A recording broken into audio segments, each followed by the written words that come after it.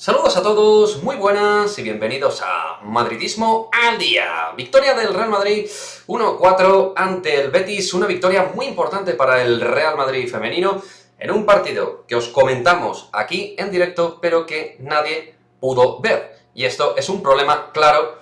un ejemplo claro de cómo se está tratando el fútbol femenino a nivel de medios, de logística y sí, dentro de lo que es las plataformas televisivas. Pero al margen de la queja evidente de cualquier consumidor de fútbol femenino que pueda hacer ahora mismo, en cuanto al partido, obviamente no lo pudimos ver, pero era muy importante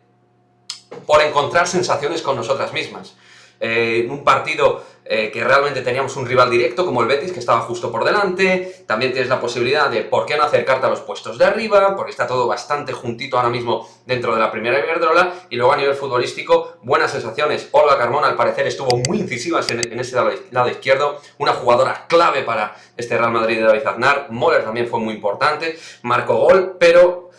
claramente, la gran figura, Esther González con doblete y que ahora mismo, pues tras esa lesión que tuvo al principio de temporada, está cogiendo forma, está empezando a estar en plenitud y hoy ha sido clave con golazo, incluyendo,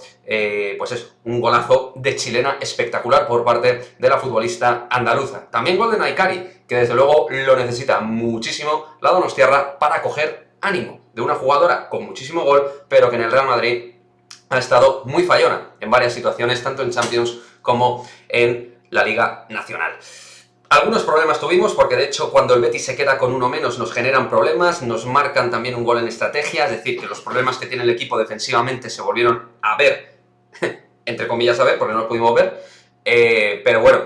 de lo que pudimos escuchar en la retransmisión de Radio Betis, sí se generaron situaciones en la portería de Misa Rodríguez y está claro que ahí tenemos problemas de atención, en las estrategias nos marcan goles fáciles, no estamos con la intensidad defensiva necesaria como equipo y nos sentimos mucho más cómodo como grupo cuando tenemos balón. Maite Oroz tuvo bastante proactividad y participación, parece ser, en el partido, fue mencionada bastantes veces dentro de la narración y luego Tera Valleira, importante, minuto de titular, luego salió Atenea en su lugar, pero al menos la gallega que va sintiendo ya el tono de la competición, primordial porque en el centro del campo ya sabemos que no nos sobran futbolistas. Minutos para Lucía Rodríguez en lugar de Kenty, que también luego entró para dar rotación en la segunda parte, minutos de descanso en el final, ya cuando estaba todo decidido, y lo dicho, grandes noticias en ataque, Esther doblete, Caroline que sigue a tope, Caroline Moller Hansen, marcando un buen tanto con jugada de Olga Carmona, que volvió a ser clave en el momento que Aznar lo puso de titular, y en fin, de esta manera cogemos buenas sensaciones, más quizás incluso anímico que futbolístico, aunque los goles es de perogrullo, ayudan a cualquier equipo, sobre todo un equipo que estaba también teniendo problemas de cara a gol, y ahora a pensar en el partido ante el PSG,